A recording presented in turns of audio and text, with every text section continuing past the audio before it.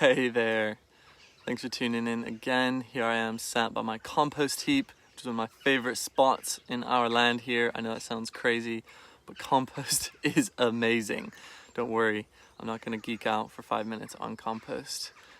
Today I want to share a little bit about the body and my perception of the body. Yesterday I spoke about the mind, and today I want to dive into this notion of 3 different types of intelligence. IQ, or intellectual quotient, is a common measure and expression of how intelligent someone is in their mind. EQ, which is a relatively new term for me and some of us, the emotional quotient, is somebody's intelligence in their feeling and emotional capacity, their ability to experience and express emotion and to navigate other people's emotions. This is intelligence. EQ is a thing and it's powerful. But there's a third thing that Jim Dethmer, on a podcast with Knowledge Project at Shane Parrish, introduced to me called the body quotient, which I think is a fascinating concept, which says that it is a sign and measure of intelligence, someone's awareness of their body and their ability to move their body.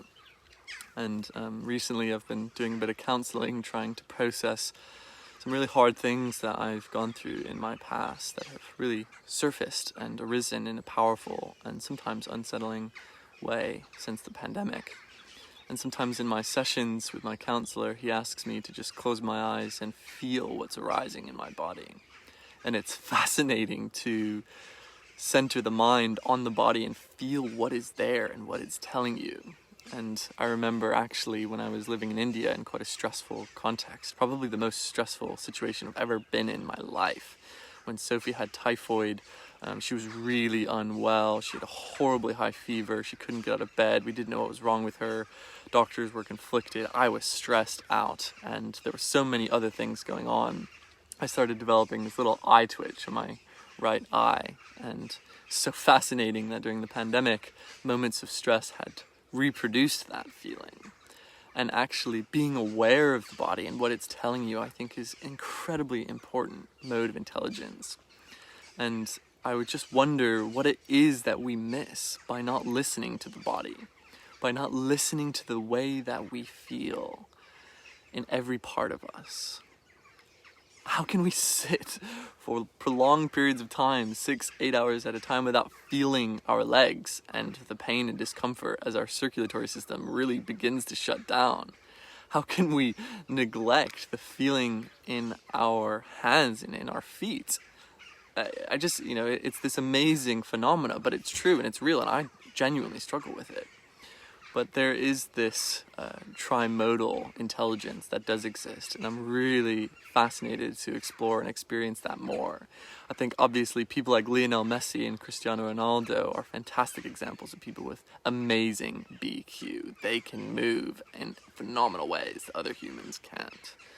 And of course, I'm not trying to be a professional athlete, but I think there is an intelligence that lies in being really in tune with the body when you exercise, when you move. And actually this brings me to this amazing insight that I had in dealing with my chronic back pain arising from scoliosis and remote working, whereby I discovered this discipline called the Alexander technique. There was this book that someone else had written, not Alexander himself, but someone else had written, called How You Sit, How You Move, and How You Stand. And it was this amazing exploration about how so many people's chronic pain is self-inflicted by the way that they move, and that the body has created and harbored tension from really difficult emotional experiences.